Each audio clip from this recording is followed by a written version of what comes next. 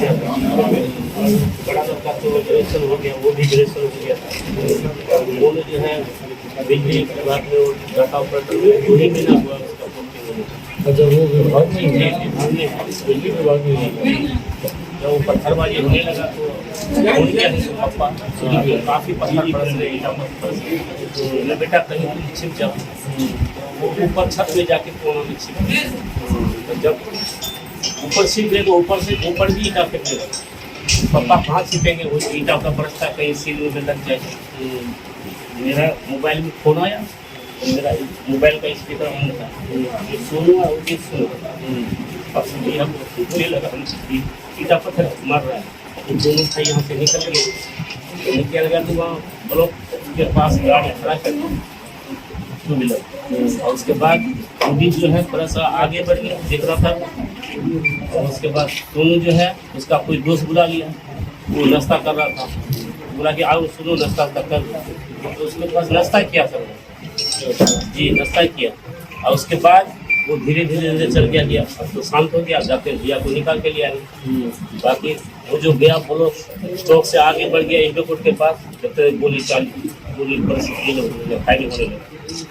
तो काफ़ी फायरिंग होने लगा। तो फिर वापस गया अल्लाह ने उनको? नहीं सर, वो वहीं पर खड़ा था ब्लॉक के पास। जब शांत हो गया तो फिर गया, तब से वो गया था। वो ज़्यादा भीड़ भाड़ नहीं था। एक ऐसा अमानवीय चेहरा बिहार के प्रशासन का देखने को मिला, जहां पर लोग अपने न्याय की गुहार लगाने, अपने अधिकारों की लड़ाई लड़ने जब जाते हैं तो किस तरीके से उन्हें बिहार की सरकार गोलियों से भूनती है, उसका ये जीता जागता उदाहरण है। मानिक जी के सुपुत्र सोनू जो इस आंदोलन में शरीक भी नहीं थे, यकीनन एक बड़ा आंदोलन चल रहा है। जिस तरीके से बिजली विभाग में अनियमितता चल रही है, प्रदेश भर के लोग उससे आक्रोशित हैं। पर उस दिन की एक ऐसी घटना, एक ऐसा नौजवान लड़का जो कि उस आंदोलन में शरीक भी नहीं था और जो सिर्फ अपने बड़े भाई को लेने, ताकि वो सकुशल घर आ जाए वापस, सिर्फ उनको लेने गया था। और उसमें भी उसने इस बात का इंतज़ार किया कि जब तक माहौल शांत नहीं होता है तब तक वो अंदर नहीं घुसा उसमें। जब सारे हालात शांत हुए उसके बाद वो अपने भाई को लेने वहाँ पर गया। और शांत माहौल में जिस तरीके से बिहार प्रशासन के द्वारा गोली चलाई गई और एक नौजवान निर्दोष की इसमें हत्या कर दी गई, इसकी जिम्मेदारी किसकी बनती है, ये सवाल आप सब बुद्धिजीवी वर्ग से आते हैं और लोकतंत्र का चौथा स्तंभ है आप लोग। ये सवाल मैं आप लोगों के लिए भी छोड़ता हूँ कि आप लोग बताएं कि भैया इसमें किसकी जिम्मेदारी बनती है, किसकी जवाबदेही बनती है। जब रक्षक ही भक्षक बन जाए, जिसके ऊपर जिम्मेदारी हो कानून व्यवस्था को सुचारू रूप से चलाने की, कानून व्यवस्था को बनाए रखने की, जब वही लोग निर्दोषों पर जब गोली चलाने लग जाएं तो भैया एक आम बिहारी कहाँ जाएगा, बताएं ना।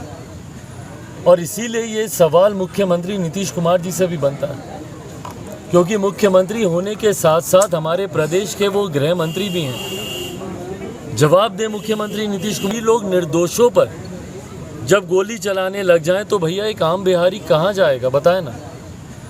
और इसीलिए ये सवाल मुख्यमंत्री नीतीश कुमार जी से भी बनता है, क्योंकि मुख्यमंत्री होने के साथ साथ हमारे प्रदेश के वो गृह मंत्री भी हैं। जवाब दे मुख्यमंत्री नीतीश कुमार जी कि आपके प्रशासन के लोगों को किसने अधिकार दिया कि आप निर्दोषों पे आप गोली चलाएं। प्रशासन ने तो बार बार आप 90 के दशक को याद दिलाते थे और कहते थे कि भैया जंगल राज था। आज उसी जंगल राज के साथ आपने हाथ मिला लिया और बिहार में एक महाजंगल राज ऐसा कायम किया है जहां पर अब तो निर्दोषों के ऊपर गोलियां चलने लग गई हैं।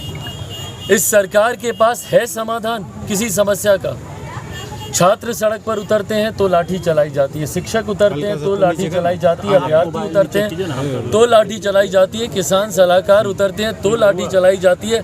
अलग अलग वर्ग के लोग, पासी समाज के लोग, अलग अलग वर्ग के लोग जब अपने अधिकारों के लिए सड़क पर उतरते हैं तो लाठी चलाई जाती है। और अब हद इस बात की हो गई कि लाठी के साथ साथ आप गोली भी चला रहे हैं। ये गोली लाठी की सरकार जो बिहार में मुख्यमंत्री नीतीश कुमार जी के नेतृत्व में बन चुकी है, तो भाई मुख्यमंत्री बता देना, अगर यही इनकी न्याय की प्रक्रिया है तो कानून की सारी धाराएं बिहार से समाप्त कर देनी चाहिए, आईपीसी की सारी धाराएं समाप्त कर दें। सिर्फ एक नीतीश राज यहाँ पे चलेगा और नीतीश राज के तहत आप पर लाठियाँ चलाई जाएंगी और उसके बाद भी अगर राम बिहारी खामोश नहीं हुए तो उनके ऊपर गोली चलाकर उनकी हत्या कर दी जाएगी। बताइए, सीधा यहाँ कपार में गोली मारी गई है। सर उन लोगों कौन सी कानून की धारा बोलता है कि भैया आप इस तरीके से आप कपार में आप गोली चलाएंगे?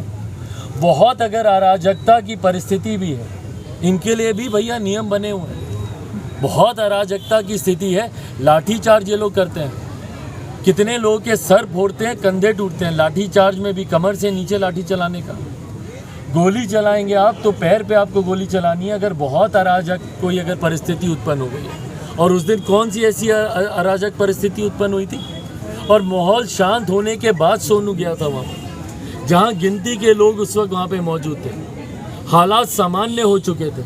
उसके बाद आप चुन जो फुटेज जारी किया है, यहाँ पे वीडियो जो जारी किया है, उस वीडियो के बारे में आप क्या कहना चाहेंगे? वो तो पल्ला झाड़ रही है भाई। प्रशासन स्वाभाविक है, हम लोग सीबीआई जांच की बात कर रहे हैं भैया? प्रशासन तो सिलेक्टिव फुटेज रिलीज करेगी ना, ऐसे फुटेजेस ये लोग रिलीज करेंगे जहाँ पे अपने आप को ये लोग निर्दोष बता सकें। कैसे ये लोग बताएंगे कि भैया हम लोग दोषी हैं? पर गोली तो चली ना, और गोली लगी, किस नियम के तहत ये गोली चलाई गई? कैसे आपने एक निर्दोष की आपने जान ले ली?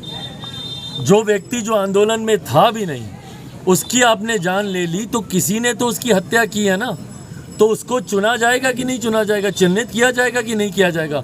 कौन चिन्हित करेगा? इन्हीं लोगों की जिम्मेदारी है। तो फुटेजेस निकाल के, सेलेक्टिव फुटेजेस दिखा के अगर प्रशासन सोच रहा है कि वो अपना पल्ला झाड़ लेगा, अपनी जिम्मेदारी से वो उसको दूर कर देगा, तो ये होने नहीं वाला। जवाबदेही इसी प्रशासन। सर, अपराध मुक्त बारसोई और बिहार बनाने के लिए लोक जनशक्ति पार्टी क्या आगे कदम उठा रही है? भाई सबसे पहले तो इसमें पूरे प्रदेश की जनता को एकजुट होना, और जो एकजुट हो रही है, क्योंकि मुख्यमंत्री नीतीश कुमार जी से अब बिहार संभलता नहीं है। गृह मंत्री होने के नाते सबसे ज़्यादा अगर कोई नाकामयाब अगर कोई गृह मंत्री प्रदेश में रहा है तो मुख्यमंत्री नीतीश कुमार जी है। 90 का दशक, भैया हम लोग की उम्र, सोनू को पता है कि भाई 90 का दशक कैसा था? नहीं था। सोनू ने तो आज का दशक देखा ना, कि अब भैया आज की तारीख में मुख्यमंत्री नीतीश कुमार जी के रहते हुए कैसे प्रशासन के लोग ही हत्यारे बने फिर रहे हैं। तो इससे बड़ा जंगल राज क्या होगा? तो ऐसे में प्रदेश की जनता का विश्वास मुख्यमंत्री जी से उठ चुका है। यही कारण है भैया 2020 में तीसरे नंबर की पार्टी मुख्यमंत्री जी को बना दिया था। प्रशासन, बिहार की जनता ने किसी को भी चुना, पर मुख्यमंत्री नीतीश कुमार जी को अपना नेता नहीं माना था।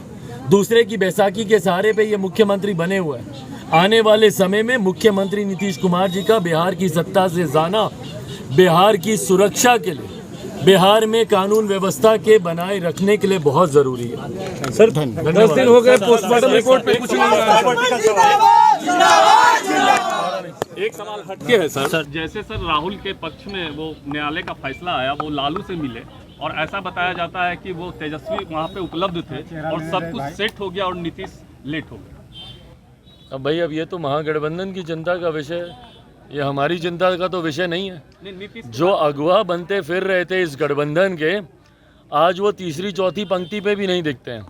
और तो और बेंगलुरु जाते हैं तो वहाँ पे पोस्टर से उनकी तस्वीर गायब है, और जो पोस्टर वहाँ पे लगाए जाते हैं वो मुख्यमंत्री नीतीश कुमार जी की वजह से बिहार को शर्मसार वो पोस्टर करते हैं।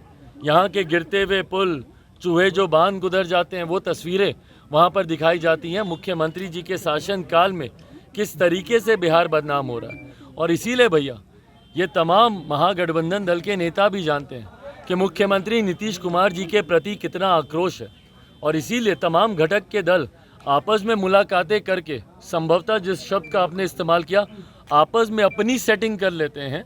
पर मुख्यमंत्री जी जो अगवा बनने का सपना ही देखते रह गए, वो तीसरी चौथी पंक्ति में भी नहीं दिखते हैं। सर हाजीपुर सीट से आप या चाचा भाई ये गठबंधन के भीतर ये फैसला होना है और मुझे लगता है गठबंधन के भीतर ये फैसला जल्द कर लिया जाएगा।